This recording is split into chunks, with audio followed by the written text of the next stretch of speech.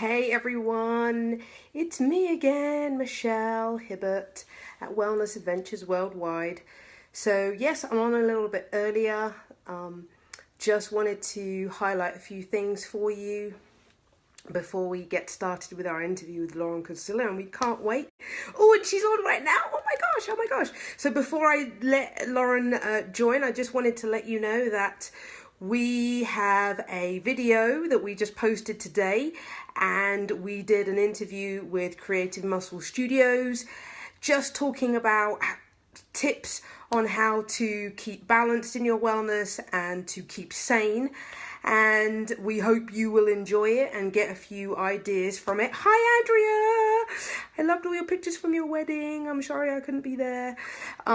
So please check out our video that we posted today, and we will have a video in a couple of weeks time. So I'm going to have another interview going on 2 weeks time with Bianca Hughes, and she'll be talking about how you can be authentically you, and it's going to be great. Again, I'm interviewing another counselor, so get as much information as you possibly can from all these people because they are wonderful. So I'm going to get Lauren to join with us now, and hopefully it'll be like magic. Hi. Sheila... Yay! Hello. Hi there. How are Can you you? hear me? I'm good, thanks. How are you? I'm perfect. I'm perfect. So thank you for joining us. I know we've got 2 minutes. I know we're early, but how about you just kind of give a little brief introduction of who you are? Okay. Well, my name's Lauren Corsillo. I love to laugh and be silly. I am a licensed professional counselor, and I really enjoy helping people. And I'm so happy to be here with Michelle Hibbert with Wellness Adventures Worldwide to talk about wellness today. And just happy to answer any questions anyone has. And I have some things that I'm excited to share. So cool. And so you're not originally from Atlanta, are you? No, I moved here from Cleveland, Ohio in May. So I was actually born in Houston, Texas, like Beyonce. I want to say that. It's very important. So I lived in Cleveland. I went to Walsh University. You can see my jersey behind me. I'm sitting in my den. So I played college volleyball. I was an All-American athlete. I coached volleyball as well, and I fell in love with psychology. That's what I studied. So when I was coaching and playing volleyball, I wanted to get more into wellness because I believed in like physical wellness and spiritual wellness and social wellness and everything that athletics gave me. And so bringing balance into people's lives. And also as an athlete, I had to learn balance. So when I started working for Cleveland Clinic Wellness Institute, I used my clinical skills to help people with anxiety, depression, and stress. So that really brought me into the wellness model, married with the medical model to help people. And that's what I do today. I have a private practice, and I have a beautiful office at the Center for Energy Healing in Roswell. And then I also work part-time at Centered Recovery, and we help people struggling with addiction to work through the 12 steps with mindfulness and meditation. So awesome. So you do quite a bit. So, and that the Center of Energy Healing is a great space, and if you get a chance to go up there, they have a great shop. They sell some great crystals, necklaces. yes. Earrings that I'm wearing have got lovely. So yes. So that's great. So it's 8 o'clock. So Lauren, I know that we've spoken a little bit, but just kind of tell us a little bit about so when people come to see you, and we talk about emotional and social well-being, what are the top things that people come and speak to you about? So people have found me mainly with my mindfulness meditation background, and they come to me because they're struggling with stress, and that's usually what they come in for, right? But right. Then through what we call an intake assessment, I'm able to do, a wellness assessment and a medical assessment to kind of look at their mental and emotional health. And then from there, we're able to kind of build a treatment plan around that. So really, I like to say when people ask me the question, oh, you're a counselor, how do you help people, or, what's your specialty? I usually wait and pause, and then I find that people tell me, what's going on in their lives, transition and change, grief and loss, relationships. So the number one reason people seek counseling is for relationship issues. The number two is stress. So, and a lot of people, come in with that, stress, and then they start to open up about things that have happened in their lives, and I'm able to help them to work through those. And I say closing loops. So if things have happened in the past that people want to heal from and it's affecting their present, then that's what I help them with, certainly. And as a counselor, safety first, certainly. I want to keep people safe, happy, and healthy. And I help people to do that. And I'm very client centered. So that means, whatever tools that they're already using, how can I help to increase their toolkit in a way? So, Great. And so again, that buzzword stress. yeah. Every time I talk to someone on an interview, it's like that word is always coming up. Yes. So when you see clients, what are the kind of like major stresses that people have that they, try and work with with you to kind of feel better about themselves? So since we're talking about emotional and social wellness, a lot of people lead with their emotions, and so they become very reactionary, and everything's very external. When I sit across from people, I like to have them tell me their story, and after I get to know them, I'm like, "What stories do you have for me today?" So when they're thinking about a stress, I have them explain it. Right.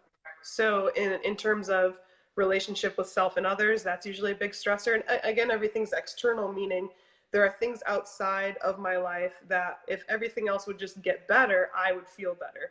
But really, counseling is an internal journey. So there are things that we can do, for example, socially and emotionally. Emotionally is more internal, but the external can help us, like watching a movie to have a nice emotional cry. That's healthy to do. We want to Right. cry at least a couple times a month. And people don't think of that as like an emotional checklist thing, like, did I cry this month?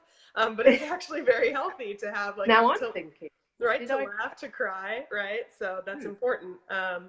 So yeah, I mean, everyone's stressor is the way that they react and the way that they're impacted by their environment. So that's Gotcha. kind of how I describe stress is anything that happens that kind of throws people off of their equilibrium, and how do they Right. get back into balance. So Gotcha. And do you find that most of the stress, I know it's kind of the external part, do you think it's based on their work stuff, or is it, maybe family? What would be the common ones that you would get? so yeah, everything that is external, it's all about perception. So I might hear, yeah, it's my relationship with colleagues at work, Right. the amount of work I have or my tasks, and so we just kind of go inward and say, what button is that pushing? And sometimes we Gotcha. have different mantras. It's like, am I doing enough? Am I enough? Does this meet my standards? Right. I do so much for others and they're not doing for me. So we just I start to hear through conversation and story that person's role. And by changing a few things in the way that they think and behave, that will completely change the impact that the stressor has on them, whether that's people, places, or things. Great. And what would be some of the things or some of the exercises that you would actually get someone to do to get better, less stress Yeah. in? So the what do you think? And then the Facebook, folks out there, what do you think is the number one way people reduce their stress in America? Whew, that's a good question. And we've got a couple of people. So if you want to comment, that'd be awesome. But I'm sure Lauren's going to tell us at some I would wait for it. But point. any guesses? Any guesses, Michelle? Like the top five. Like, how do people handle stress? How do they say, I want to feel better? Right? People are stressed. I want to feel better. Eating, Mhm. drinking, Mhm. smoking, probably. Mhm. I'm going to say drugs. Maybe, and those all release those feel good chemicals, right? And so we want Yeah. that dopamine, serotonin release. We want that kind of release. People watch television. Someone said That shopping.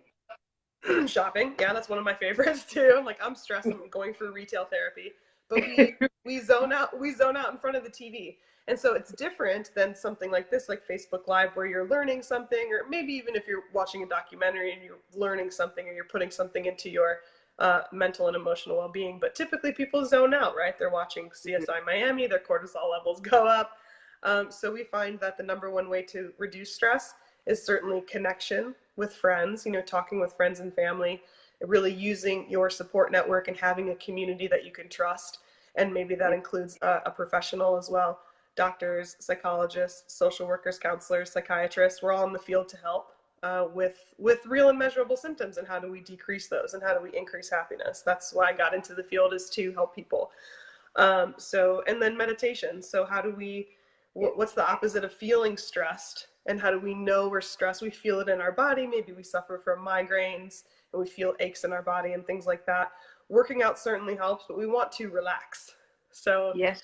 and usually people don't like to hear like calm down or just relax. It's an activity. So it's a mindful activity of like, you sit, you work on your breath. I do breath work with clients. I do guided imagery and visualization. I just did a workshop for the community I live in Harlow, a Oh, 2-hour workshop on body scan, the components of mindfulness-based stress reduction, which I'm trained in. So body scan, breath work, mountain meditation, loving kindness meditation, all of these things that show real results if people sit in meditation, 5-10 minutes a day, 2 to 3 times a week.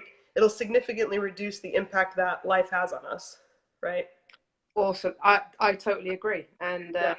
that has been something that has helped me through when I was so stressed, and I started to meditate, and I think I'm getting a little bit better. I still, my mind still wanders, and, but I try and bring it back, and I do it before I go to bed so I can sleep properly. So yes, I totally Great. agree with the whole meditation and how it does help. Yeah, that's awesome. And we've got Beth. My animals really help me relax. Oh. Yeah, I mean, our connection to our support network, and that includes our Yeah, pets, right? And so, family, friends. It's really important to reach out to community and to build a network that can help us. Like, so when I was having definitely. work done on my house this past week, so we've lived in our townhome for a year now. I moved here from Cleveland in May, so I've been here a year and a few months, and I love Georgia. I love being here. I love where I get to work and where I get to help people. So that's been a huge blessing. So part of the warranty, I guess, is people come in and they fix things. So like our like our what's it called? Like in the drawer where the garbage is, like it wouldn't shut all the Yeah. way, and then we had like little marks all over, like nail pops. And so we're gonna get people who can help with those specific things, right? So I'm not calling my friend who's a lawyer to come over and fix all the nail pops. I mean, maybe she could. Maybe it's a hobby of hers and she's good at it. I don't know. But I'm going to call the person to meet that need. And so Yeah. when we think of like the people that we call, like, can they meet that need? So I think that Yeah. that is what I think of when I think of counseling. And when I'm thinking about increasing social and emotional wellness, like who can help me? And also, what can I do to help myself? Because I don't want to totally rely on my external environment and those things. I want to know, like, internally what I can do, because it's all an inside job. It's all an inside game when it comes to reducing stress and feeling happy and healthy. So, yeah. Yeah, no, definitely. And I couldn't put it any better than how you have. So so I know we talked about social, I know we talked about emotional. So what would you kind of give some advice for people who are in that phase that, because some people do find it, and I'm going to say that, don't take this the wrong way, people, but some people like, I don't want to go and see a shrink or counselor. I don't have time. I don't want to, that's me being weak. And I mean, totally, I don't think it's being weak. I just think it's, as you said, part of the network and people to help you feel better. And then here's my husband saying beer and wings is good therapy too, which I would agree. I would agree at some point.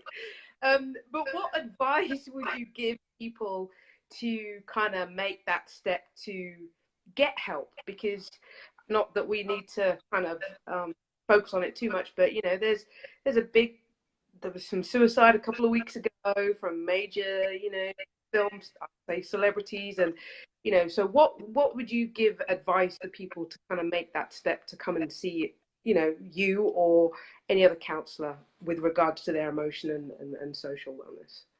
Well, I like to start to think about, and that's a great question, because we always want to know how to connect people to the right resources, and sometimes Mm-hmm. that's hard. It's hard for people. It's hard for us to assume that people have the courage and the voice and the sometimes the wherewithal, because when we're stressed, we're definitely not thinking clearly, or if things are going on, it's not like I know what to do. So it's it's important. It's kind of, I like to start with education um, and connection. So education would be like there's like self-help, they make a lot of money selling books and that kind of thing, and I I listen to people all the time who come in and they tell me, I've read these amazing books, they've helped me a ton.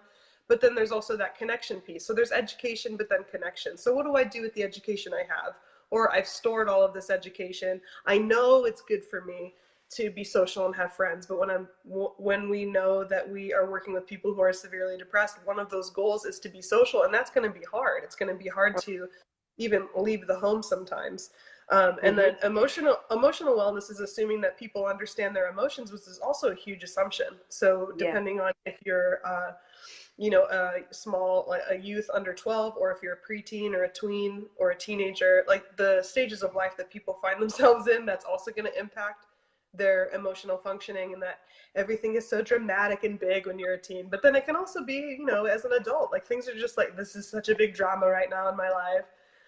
And to be there for too long will start to take an emotional toll. And that just means that instead of having emotional health, we move towards numbness, right? And so when we talk about those 5 reasons that people seek out different ways to reduce stress, it's not going to be talk to a counselor. That's not number 1. It's like, I'm going to eat something, right? I'm going to eat a whole cake.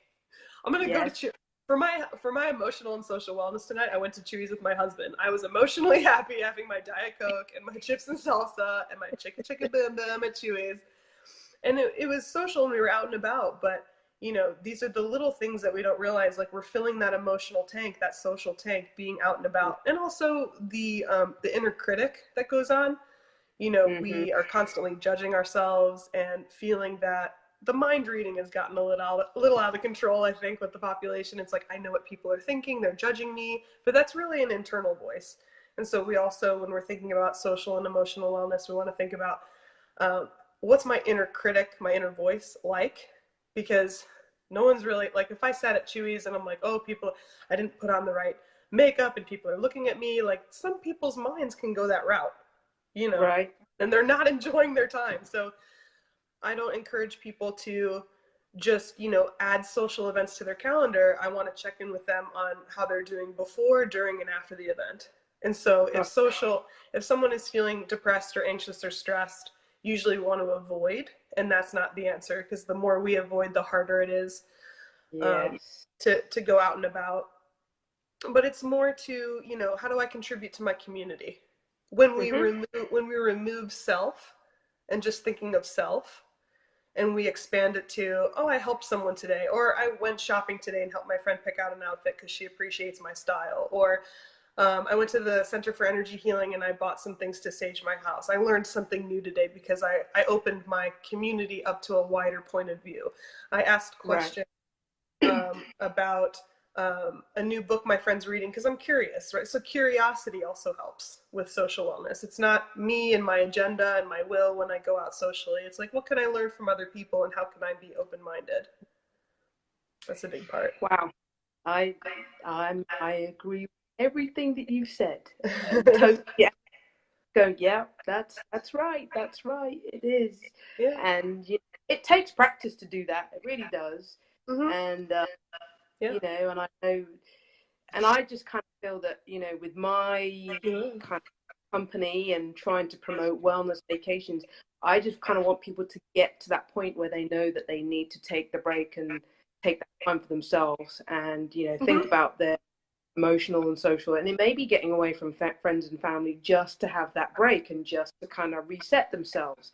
But we always get to that point where something major has to happen before we seek the help. It's like, we know something's going wrong, but as you said, we numb out and then we continue, and then all of a sudden something kind of just either falls off or just, as I said, drastically happens, and it's like, okay, we need help. And I used to say? I used to sell wellness, like when I worked at Cleveland Clinic Wellness Institute, because we would have to sell this idea of preventative healthcare. We had to make it relevant. We had to find value in it. We had to help people find value in it. And so our culture is usually driven by, I'll cut the like something silly, like I'll cut the grass when it's really, really high. I'll cut my hair when it needs to be cut. I'll go see a mental health professional when I have a mental breakdown. We don't think about it in terms of preventative. I'm going to go for my wellness checkup. And what is a wellness checkup, and what does that look like? Also, it's back to the perception and back to our inner critic. and the ego and the self. Like nothing's wrong with me. I got this. And so there's a lot of messages that kind of get in the way. But I mean, if we think about something as easy as, am I enjoying spending time with other people? That's a social wellness goal, right? No, I'm not going to any of that. Right? Do I enjoy the time I spend with others? Like people find that, I want to help people feel happy and healthy. I know I say that a lot, but I want to check in with people. Are they developing new friendships? That's not easy to do. It's It's not not. easy to do when you're a teen and you're surrounded by them at school. It's not easy to do when you're working in private practice and you don't see many people. How do you expand your network, and how do you find like-minded people? And so Yep. I'm looking more into community constantly, but also like with the people that we spend all of our time with. Like, do we play with our children? Like little things like that. Do we just sit and color with them, or go down the slide, or go get an ice cream cone and just simplify, and Hmm. instead of, you know, just another thing to do? How do we slow down and actually enjoy? Or like, oh, I don't want to go out to dinner tonight. There's traffic. It's raining. Versus like, oh, I get to go eat chips and salsa. That sounds great. And I get to chat with my hubs. So it's just like, I don't want to drive that far. Like, there's always something. And then the other important thing is to stay. Everyone tells me I'm so busy, and I understand that certainly. But we want to make time to engage, not just attend events, but engage when we're there. And what is Hmm. that like? And what's it like if you're an introvert or an extrovert? What's it like if you have anxiety? What's it like if you've been depressed? What is, a lot of times people have like a script when they go out, because they have a lot of stuff going on. Do you Hmm. ever meet someone and you're just kind of cornered at a party and you're like, oh my god, I'm out of session, like what's happening? Like they're telling me all their problems, like I'm just here to have tea and hang out, like they'd be like, rah. So just when we develop new friendships, like what are we leading with? Like usually likes, but we kind of just, when we trust people, we start to spill. And so I think it's good to know like our audience, right? Um, Hmm. so so when I'm coaching people or counseling people, and I say coaching because that's part of my background too, in a sense of what are some behaviors and thoughts that I can help to reinforce. And coaching happens over time, just like counseling happens over time. If I'm doing cognitive behavioral therapy with someone, I'm helping them to create new thoughts and to reinforce those and to challenge old thinking. And so we do that by being in positive social environments and practicing awareness. I think that's huge. Is just to just be where your feet are and turn down the judgment and just be open and honest with people and that kind of thing. So I love it. I mean, I'm just sitting here nodding like, yes, yes, yes. I do all things, and it's funny because I never used to do all those things, and now I'm kind of like, yeah, I have to be in the moment, and I'll sit and be, and before I go to bed, and I'm thinking of all the good things that happened today, and I'm thankful for that. So it's great that you just confirming everything that I do, which is great. yay. And I think it's so interesting to know, like, to ask kind of the right questions, because we think about like, well, I'm social, like I have a group of friends, but Hmm. I talk to people with who have really close friends and they have really close family that they talk to, and I ask, are your relationships satisfying? And they're like, what does that mean? And I say, are they positive and are they rewarding? Like when you notice that you're with the people that you typically hang with, like, do you find that you feel like you're being your best self and that you don't have to put on any airs, and that you're doing things that match your value system? Because if those are in conflict, that's going to be Right. stressful as well. And our typical style is to avoid or to be more passive and say, well, that doesn't bother me, or that's just that person and we've always been friends, or that's my family, so I'll put up with it from them because they're my family. So we just really start to assess, what's healthiest for the individual, right? And then how to be most loving is to first take care of yourself. And so when I think about self-care, and I have a self-care checklist that I shared with you that we can send out to people. Yes. Yeah, but it's like, you're going to have friends that may not be into all of the same things you're into. So maybe you join a book club where you don't know anyone. For someone with social anxiety, that could be very stressful, or even someone who's more introverted. But, if it's a passion, lead with your passion and you'll find like-minded people. Definitely, definitely. And it's funny that you said it's difficult about making friends in the school. And I remember when I first came to the States, in 2006, I found it very difficult. And that was I think that was the social element that I was kind of missing, is I was trying to find people that were like-minded like me. And it took quite a long time for me to find people that was like-minded, because I was looking for my friends who were back home, and it's Yeah. not going to happen.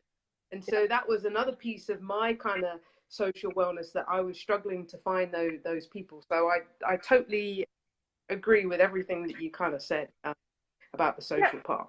Yeah, and sometimes we want to go with the flow, and we want to support our friends and go to things. Like I've been to like aerial yoga, I've been to like salsa dancing, and I've been to like um a Scrabble tournament, and like I don't do chess, but I'll do checkers. But like I'm open-minded, and I try different things, and I go with an open mind. So when I say, lead with your passions and your likes, but also be open-minded to other things, because then you might meet some really cool people, or just get to kind of just be out of your element and just absorb a new skill. Like I'm getting so much better at Scrabble. It's great. You're And so funny that you're getting better at Scrabble. yeah, Awesome. thing, I'm just right? I'm just trying to think, what am I doing that's kind of out of my ordinary and open-minded? Oh yeah, going to wrestling tournaments with my husband. Yes, he can There you attest go. to that. And being immersed in something that's totally different, because there's no wrestling in the UK. So, Yeah. it's just overwhelming on how many people. But I mean, it was just interesting. So I totally get it about kind of stepping out.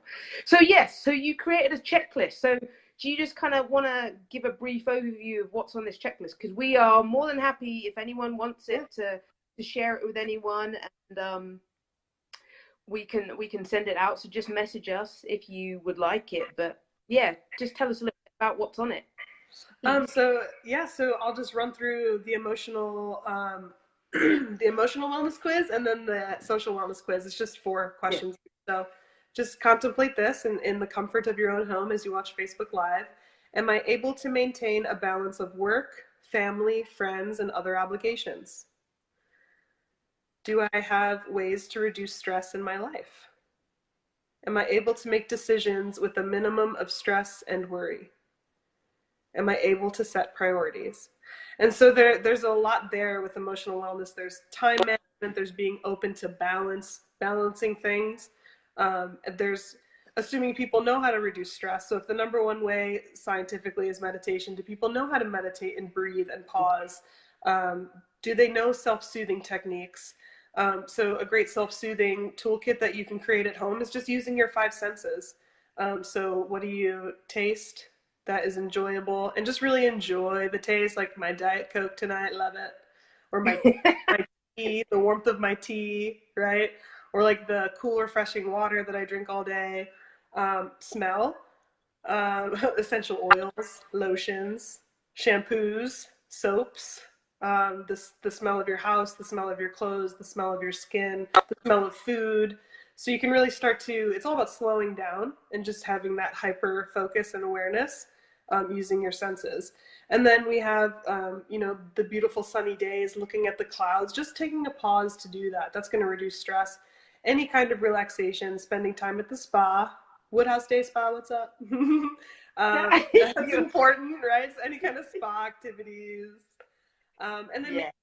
making time for counseling. If you've never experienced counseling, I invite you to do it.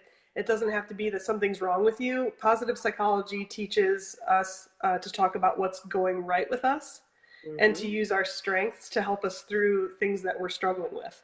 So we don't have to look at limitations. We don't have to look at things that are necessarily wrong. We don't have to wait for things to go wrong. We can just say, hey, I want to increase my ability to handle stress. Or people can come in with any kind of goal, and they're going to get something out of it. Another thing with the emotional self-care checklist is to be a mentor or role model. So and contribute to your community in a way that is meaningful to you. And so if that's a church group, or even joining a book club, you're contributing in some unique way. And as far as mentorship and role models, that's a great way to just share your story with another person who's like-minded like you and you have some kind of connection with.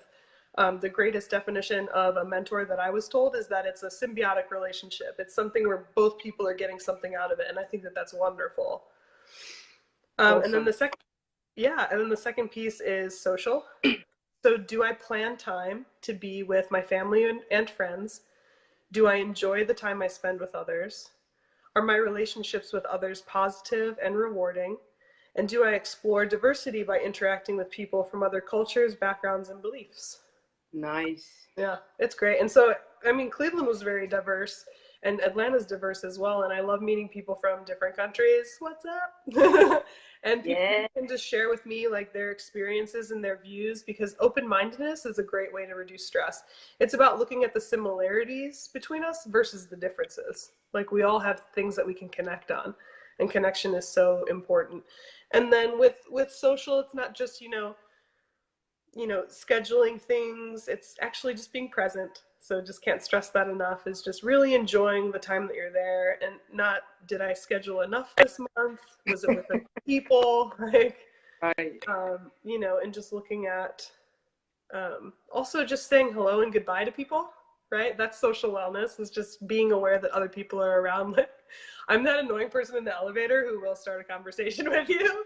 I'll be like, hi, I'm Lauren. What's your name? And I've done it since I was How 5 years you? old, and I just love meeting strangers. I don't understand stranger You don't danger. have no stranger danger. I have no stranger danger. I'm like, we're gonna be friends. You're Yeah, funny. I love the positive social environments too, and that just means like something that aligns with like your values. So like I work in recovery, and so we talk a lot about the places that we go when we're in recovery, and the mindful intent of why we go places. And so like if we go to a baby shower, we're going to celebrate the baby, the new baby coming. That's what we're doing that for. If we go to a concert, it's to listen to the music, right? And so we're not just going out socially to get messed up, right? Which is a different message than we're fed, I think, right, in our culture. But just to really engage in the activity that you're in, if it's networking, if it's connecting with women, if it's working out, if it's reading, if it's church, or spiritual growth. But especially when you're out with for a social wellness event, just be present and ask questions and be open-minded, and we do that by being in positive social environments where we can connect. And so I think that's a beautiful thing. Yeah, that checklist is awesome. I'm gonna have to Yeah. fill it out for myself, I think. But if anyone is interested in that, we can send it to you. I have a copy of it, so just message me, or you can, Lauren. So just give everyone a little bit of information about, again, where you are located, and how they can get in contact with you. Please. My phone number is no. You can go to laurencorsillo.org. That is my website where all of my details are. But I have a beautiful office at the Center for Energy Healing in Roswell. I'm there during the week. I have flexible hours. But yeah, if you have any questions, you can call me, email me, message me on Facebook. My information's out there for everyone. I'm easy to get a hold of. So yeah, and it was a pleasure being with you today. Yes, and one thing that people don't know is that Lauren does meditation classes, and I I have attended do. one of her meditation classes. She did a crystal bowl and drum meditation. Yeah. And I'm telling you, if you have not done one of these classes, you need to go and do one.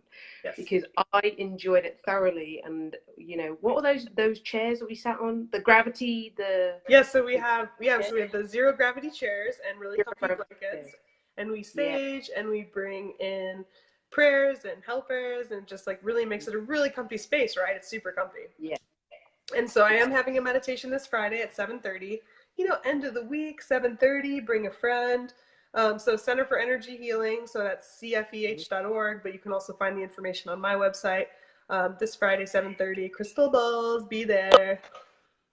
My favorite was the drum, just because I know, right? Yeah. I connected with the drum. I'm not saying that I wasn't connecting with the crystal bowl, but the drum was the best for me. So I need to attend another one. So thank you, Lauren, for everything that you've spoken about this evening, because I'm just sitting here nodding like, oh my God, I've done all these things. It's great. And I probably still need to work on some of them. But these are the kind of things that you can get also at a wellness retreat as well. So, as Lauren said, there are people to help you depending on where you're at in your wellness. You know, we've got counselors that we talk to, my hypnotherapist. You know, there's me if you want to get away and take that time. And also, hopefully, next year, Lauren will be at my Georgia Women's Wellness with her drum meditation. So if you're interested, come to Georgia and experience one of her drum meditations. But you know, it's great, and as I said, it takes a village to make sure everyone is whole, and you are definitely part of that village. Yeah, and why not, right? I mean, it is an investment in self, you know, and so just like we make time for physical activity and yoga, we make time to eat healthy, we also want to give our minds and bodies a chance to rest and to do it in a way that's going to give back. So when we meditate, we're going to fill that cup of emotional energy, physical energy, because we're resting, and mental energy. So a lot's happening when you're going to a sound meditation or you're practicing meditation, and that's something that I incorporate into counseling as well. So yeah. Awesome. So thank you so much, Lauren. As I said, if you have any questions or if you want a copy of the checklist, just email us or send us a message. But Lauren, thank you so much. And I hope you have a wonderful evening, and I'll see you soon. See you soon. All right. Thank you, everyone. Bye-bye. Thanks, everyone. Bye.